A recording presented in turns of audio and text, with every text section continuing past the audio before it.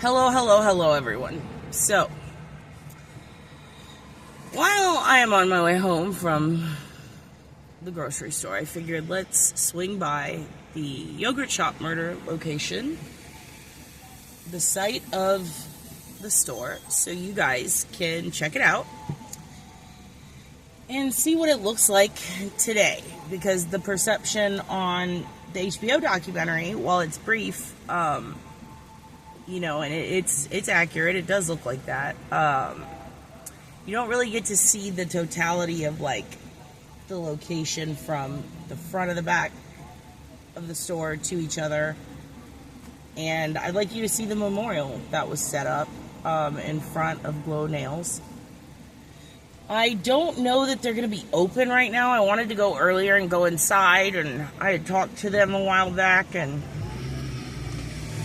they said that they were cool with it, but I didn't really get an opportunity to get up early enough to go do that, and they seem to be really busy. So what we're doing here is we are now turning from Mopac onto Steck Avenue. On a side note, I want to pop in here and tell you a little bit about Mopac. Since I just briefly mentioned it, I have to note that it is one of the most insufferable places to get stuck in traffic in Austin, Texas. Nobody likes Mopac. Nobody enjoys being stuck on it. It is just a nightmare. So much so that it has its own Twitter entity called Evil Mopac. That's right, Evil Mopac. And I follow them on Twitter, and I really love them, and I highly suggest checking that Twitter account out. It's very funny that an annoying road has its own Twitter. I find that very amusing. Keep Austin weird, y'all. This is right north central in the city. Steck is kind of where it links the central part of Austin to the west part of Austin across Mopac. And we're going to turn here on Shoal Creek Road. There's a creek that they were calling them Creek Boys or River Boys or something. It's got a nickname, the area that it's had for decades, I believe. I don't remember exactly what it is, but I used to just call it Shoal Creek by Rockwood when I used to live over in this area. Oh, they're painting the dermatology sign. Okay, so we are now passing 8015 Shoal Creek. A lot of the buildings kind of look very similar in this area. Very, very similar. And I got a little lost last time I was looking for it. I was misinterpreting the area big time. In fact, I just passed by where I drove last time looking for it. And I'd been there before, but it had been so many years. So now we're going to go left from Shoal Creek onto Anderson, okay? And then on our right, one of the first things you're going to see is that creek where they said, I believe it was Maurice, the boys said that they parked to let one of them out. But you saw the kids, like the guy who's like, my name's not Mace. And then the other fella, a bunch of the kids who were interviewed back in the 90s, they used to hang down in this creek bed area. It's right next to a place called Phillips Interiors. So, oh, excuse me, that's going to be up here on the right. So right here directly in front of us. I'm going to go really slow because there's like nobody behind me. And let me see if I can aim this down a little. See, right here is where he would have been dropped off, and down there is the creek bed, okay? So we're about to turn. There's the creek, and now we are turning, and we are now behind the yogurt shop. And it looks like somebody set up flowers or something. Oh my gosh, the stains on my car. Okay, there are flowers and a shoe right there. I do not know what that's about. And down in the bottom is the creek. Now here is the back. And right there is the door. Right there. That's the yogurt shop door, I believe. So you can see this is the back of the yogurt shop. And that is the creek down there. It's beautiful. And then we will go check out the memorial. So if you drive all the way back through here, you can see there's some tagging. Very easy access down to the water.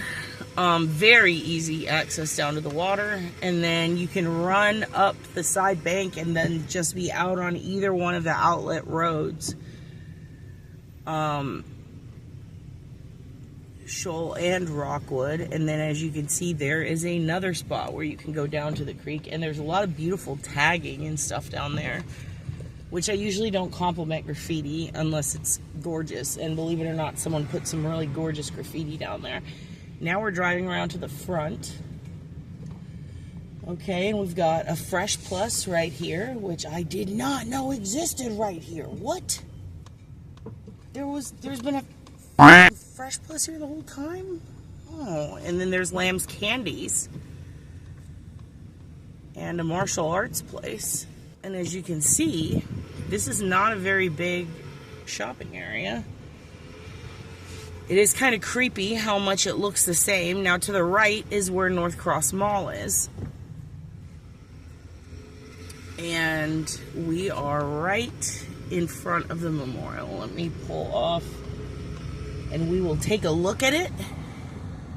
And I will show you, as you can see, glow nails right there. That's the yogurt shop. So let me pull off over here. I'll just park right in front of it. Also, I wanted to point out, if you look at the edges of the brick right there, that white part, that part has been there for a long time. And I do wonder if that's some of the fire damage that's left over. It's pretty sad if you think about it. Damn. R.I.P. to those kids, man. Walk up to the memorial. Here it is. This is in loving memory of Amy Ayers, Sarah Harbison, Jennifer Harbison, and Eliza Thomas. Somebody put some animal cookies right there and some flowers. It's very beautiful.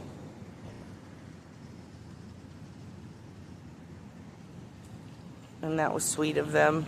I wonder if the girls really liked animal cookies. So yeah, this is the location of the memorial. It is directly in front of Glow Nails. It looks like the people who work here just left. Let me give you a good look of it from the side. So that's it. And up there is the gas station right across from it. And then if you just walk across the street past the gas station, you are in Northcross Mall. And that is the area where the boys supposedly had a gun like a week or two after. That is the yogurt shop. What it looked like back then is a lot different. You can literally just walk around the back and see how this is right across from it. You can just walk around the back one store over.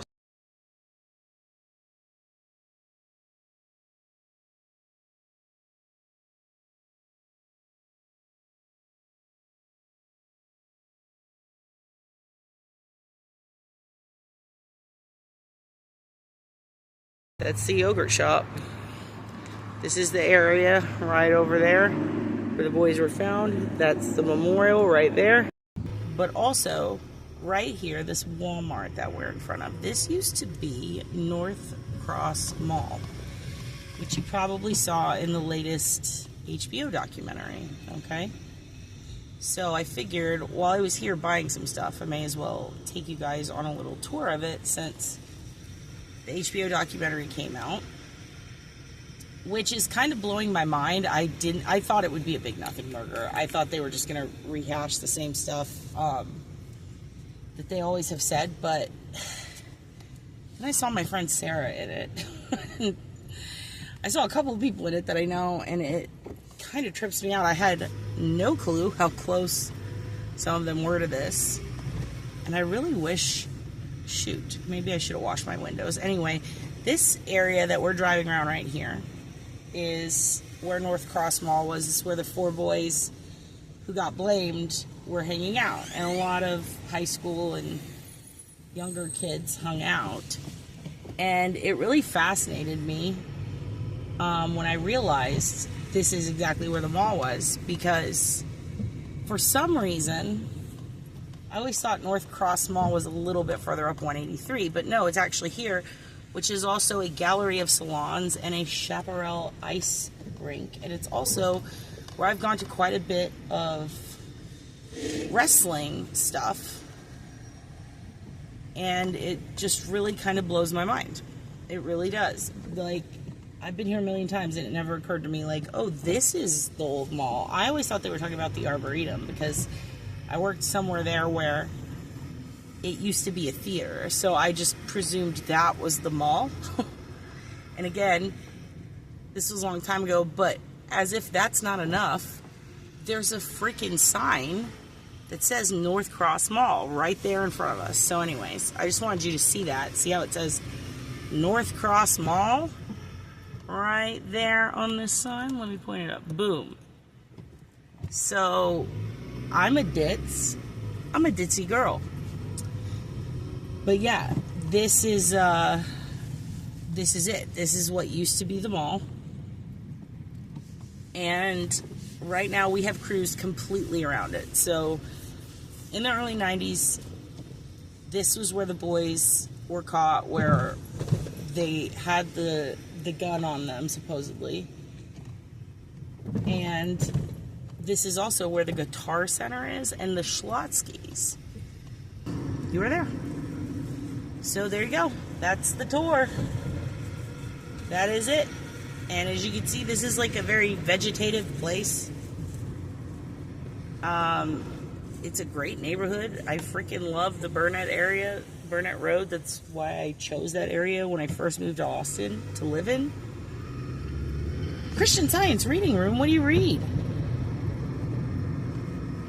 The Bible or the science, or both. Anyway, these are all like apartments. Petticoat Fair on the left. Oh, you can't see it. It's a women's bra place, and they had a lot of PR problems, let's just say that, a while back for the way they treated customers. So I hope they've improved. That post office is the one that I had to go to a bunch to try to find y'all's mail that y'all sent me, because my post office on the other side of town fucked up. And those are the most uncomfortable looking benches I've ever seen in my life. I don't know who sits on them. It's very hot outside. They're covered in birch and it's concrete. As you can see, this is all super vegetative. And that little creek runs all around this area. And I feel like it might even be down there. I think so.